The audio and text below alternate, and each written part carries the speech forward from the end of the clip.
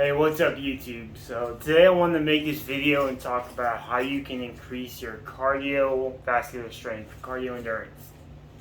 Whether it's running, wrestling, boxing, even lifting, cycling.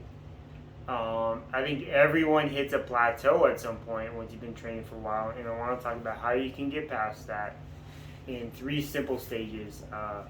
I'm injured right now, so I'm not the fittest, but I ran several marathons, one under 3 hours, several ultra marathons, almost 100 miles, 50 miles plus. And I'm just your average guy. I don't have any formal training when it comes to knowing what to do when it comes to fitness or a coach. I just went and figured it out, and I want to share that information with you guys. So let's get right into it. Before I start, like and subscribe. I post daily content. Some of it's funny, some of it is fitness tips because I want to help other people get in shape that might be struggling, lacking motivation. Those are things that even I go through. The fittest people, that seems like it comes easy too. Fitness is one of the hardest things, but they train their mind to do it as a commitment, and the more you do it, the easier it becomes. So subscribe, really appreciate it. Smash that like button. So let's get into it. So in any given fitness activity, you have 3 stages. You got stage 1, 2, and 3. Stage 1 is about 70%. Stage 2 is about 15, and stage 3 is about 15.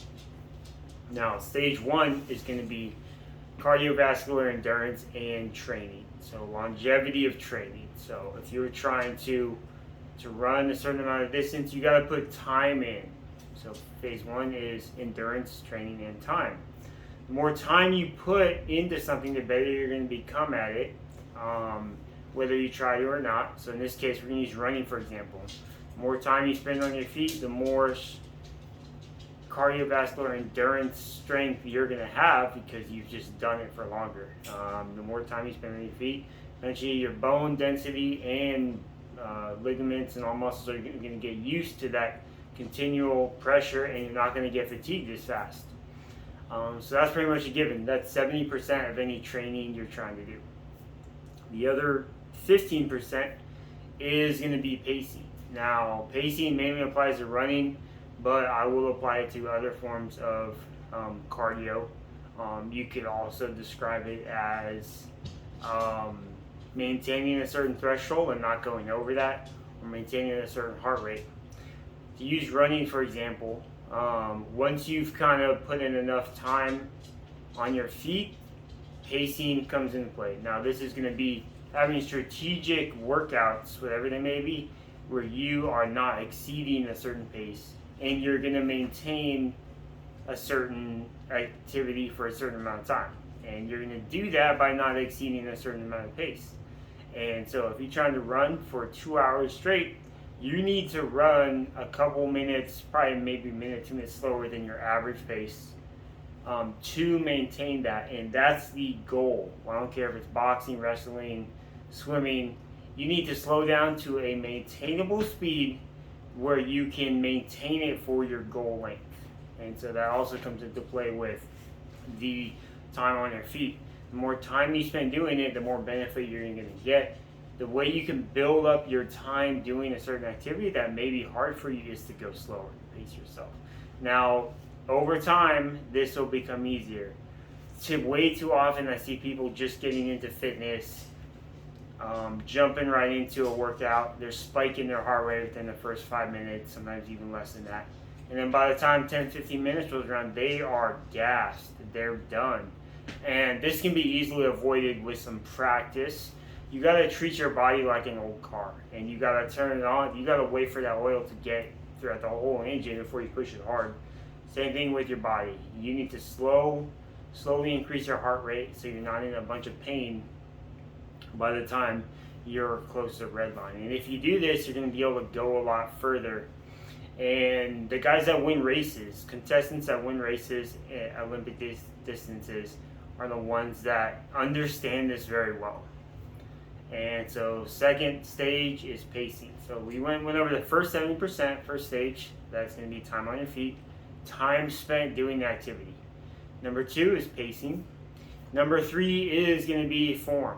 And so form is a hard one for certain sports, but most cardio endurance sports, form does come into play. And so we'll use running for example. My goal is to be able to be stronger, last longer, and win races. We're going to say that is for the sake of this video. If I can practice a good form that gets my body using proper body mechanics so I can complete whatever task I'm doing or travel a certain distance using less energy, that's going to help me meet my other two goals. I'm going to be able to go the length that I need to and exercise for a certain amount of time I want to. And so, because those are your goals, form is another thing that comes into play. This does take a lot of practice, but I can tell you, once you get good at being efficient at what you're doing, especially running or swimming, you're going to be able to go a lot further and be stronger than your competitor. And so, when it comes to running, if you're trying to run faster, you need to put in more time on your feet. You need to practice pacing and you need to practice your form. You need to make sure you're not riding your bike in a low gear on a flat surface, because then you're just spinning for nothing. This applies to running too. There is people that spin their legs. They're taking way too many steps at a slow pace, and this is going to tire you out. It's inefficient. And it may seem more comfortable, but overall, it's not going to benefit you when it comes to making you faster at whatever you're doing or helping you win races, because it's simply not efficient. You're driving your car around in first gear trying to go 60 miles an hour. Your car can do it, but you're going to burn some of the gas and wear out your engine. So let's recap. We've got 75% of you accomplishing your cardio goals is time spent exercising, okay? 15% is pacing, setting a time goal and making sure you're going at the pace you need to reach that goal without having to take a rest. Very important. Third stage is form, making sure you're doing what you're doing and you're not wasting energy on unnecessary movement. Now this may take practice, but over time, you practice through these three stages, you will become faster, better, stronger at whatever you're doing.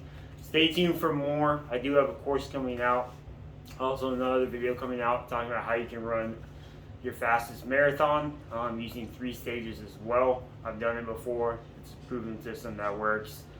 Like and subscribe for more.